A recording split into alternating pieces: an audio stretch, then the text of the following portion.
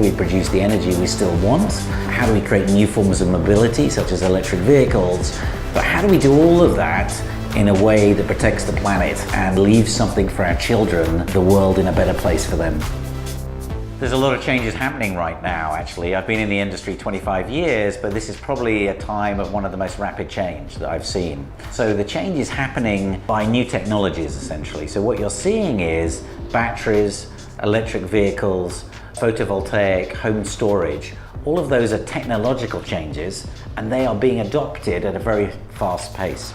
So if you think of your iPhone or you think of another phone, that was adopted very quickly. It's a technology decision. These are the same sort of technology decisions. They're changing things fundamentally.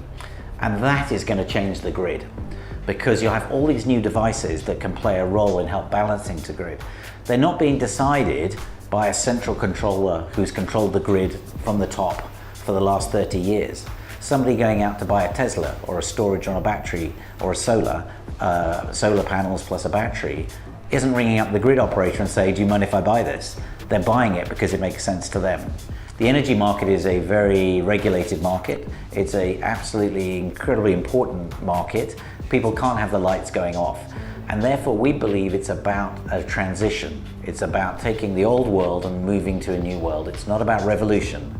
So essentially what we do is we have two main parts to our platform. One is an asset register. So we need to know what assets essentially are connected to the grid and what those assets can do. Now in the old times when it was one big power station, a coal power station, it was easy to know what it was.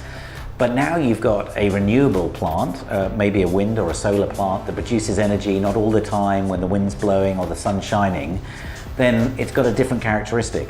When you have a battery, that's a different characteristic. When you have an electric vehicle, that's a different characteristic.